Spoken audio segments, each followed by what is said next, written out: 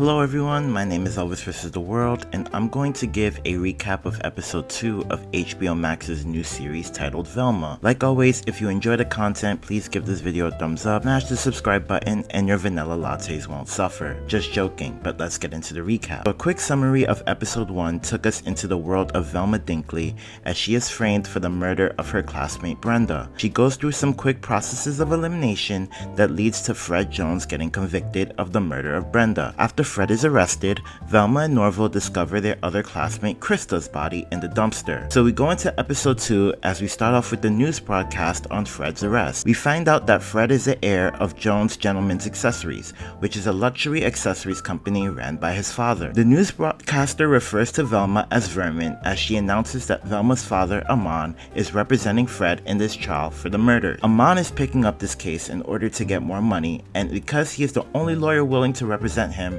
ultimately chosen to represent Fred. Velma then asks Daphne for help in getting her mother's cold case file from her disappearance. Daphne says she will help Velma for $500. We then pan into the Jones family pressuring Amon to help Fred win the case. Fred, not hitting puberty and still behaving like a little child, gives Amon the idea to use that as reasoning as to why Fred couldn't have murdered Brenda and Krista. Fred's dad immediately hates this idea as the secret of Fred not hitting puberty would have to be made public, which could affect not only Fred's popularity and image, but their business as well, as Fred is the heir for Jones Gentleman Accessory. Velma then goes to Norville's house and ends up running into Norville's parents. His dad is Lamont Rogers, who also resembles Shaggy somewhat by his looks, and his mom is Blythe Rogers, who is also the principal of the high school Velma and Norville and the rest of the students attend. Blythe hires Daphne's adopted mothers to investigate any leads for a Candyman, aka a possible drug dealer selling drugs at the school. Funny how they're in Norville's house with his father and Norville resembling Shaggy, and Shaggy's a known pothead,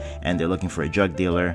Just interesting. So Velma walks into Norville filming a live stream for his web series called Norville Snacks. Since Norville is supposed to resemble Shaggy and Shaggy loves food, this is on brand. Interesting Easter eggs as the name Ruby J, Scrappy79, Snack Attack, and Hex Girls fan show up on the live stream chat. Ruby J references Scooby Doo, who is Scrappy's mother. Scrappy79 resembles Scrappy. Snack Attack is in reference to Scooby Snacks, and Hex Girls fan is in reference to the Hex Girls, a female rock band who was portrayed in Scooby Doo and the Witch's Ghost. Velma tells Norville that Daphne wants $500 for the cold case file on her mother and goes to ask Norville to borrow some money. Norville is still live on stream as Velma makes an insensitive comment about forgetting the dessert at an Indian restaurant, which prompts Norville's viewers to dip. Norville then gets this idea to blackmail Velma into dating him by trying to sell something valuable for the $500 she needs. Daphne offers Velma an opportunity to earn the cold case file by having Velma work for her. Daphne tells Velma that she needs help in selling drugs,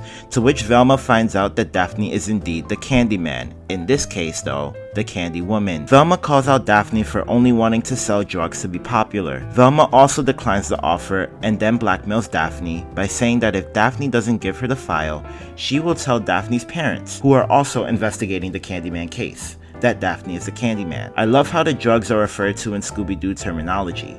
Zoinks, Jeepers, Mystery Machine, and then there's ganja. Daphne then ends up intimidating Velma and she caves into helping her sell the drug. Norville then tries to pawn his sword. The pawn shop owner though tells him that the sword is only worth $80. A mysterious guy chilling outside the door, and also coincidentally on the wanted poster hanging outside the pawn shop, then tries to give Norville insight on how he can make some money. Velma tries her hand at selling drugs like an outspoken salesperson. Daphne tries to help her be low-key and it fails. Norville ends up going to this motel room with a bunch of people in suits and is apparently about to be persuaded in selling his kidney to these guys for money. There's a mob waiting outside the courthouse hoping for justice for Brenda and Krista as Amon introduces a new version of Fred as he tries to push out his childlike tendencies and how he couldn't have been responsible for killing Brenda and Krista. They all start to believe Fred when it starts to rain and all his makeup, lashes, and outfit revert him back to the original Fred. Daphne reveals to Velma that the only reason she is selling drugs is to raise money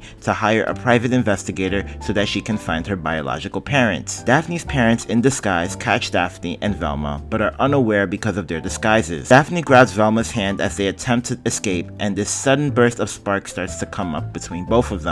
A baby lands on the police car as Daphne and Velma make a successful escape by Daphne texting her parents that she's home and wants to adopt a cat. A thief ends up trying to rob the motel room where Norval is about to participate in selling his kidney, and is about to get killed by the robber when his accomplices recognize Norval from his livestream Norval Snacks. The whole scenario and him almost losing his life inspires Norval to just get up and ask Velma out. Daphne and Velma start to bond again, but Daphne still needs Velma to sell the drugs. Daphne tells Velma of this client that is requesting drugs, and as Velma is attempting to sell, comes to find out that it's her father trying to buy the drug. Velma's father gives Velma the choice of giving her the $500 if she helps him prove Fred's innocence. Velma is also weirdly not fazed for her father buying drugs, as she seems to understand that that is a trauma response. Velma then interrogates Fred and realizes Fred has these childlike tendencies. Velma testifies in court that Fred is innocent and can't even cut his own food, so how is it that he was able to cut two girls' brains out? The court ends up laughing at Fred, and he's about to be dismissed when Fred snaps in court, jumping on the table and wielding a knife. The judge immediately finds him guilty and Fred is sent away. After the case, Daphne ends up giving Velma the cold case file. Velma opens the file to find out that the last place that her mom's phone picked up on her location was at Fred's house. Velma ends up hallucinating as she is trying to solve the mystery of her mom, and Daphne kisses Velma in order to calm her down. Norval is standing across the street with flowers in his hand as he was going to ask Velma out, but then sees Daphne and Velma kissing. The episode then ends with Fred and the thief from the wanted poster earlier in the episode sharing the same jail cell as Fred wants to go up on his bunk bed. Interesting revelation that we got from this episode. We now know that Daphne and Velma have this crush on each other, are liking each other in the series. Fred is still in jail, convicted of murdering Brenda and Krista, and Norval is still hopeless in trying to win Velma's heart. You know, HBO is releasing 2 episodes at a time of this series. I believe they're releasing it every Thursday, so I will definitely come back with you on another recap when those next 2 episodes come out. Thank you all for tuning in. Make sure you give this video a like, make sure you subscribe to the channel, turn on post notifications, and leave any feedback on any of the content that comes out. Thank you all, and I will see y'all in the next one. Peace.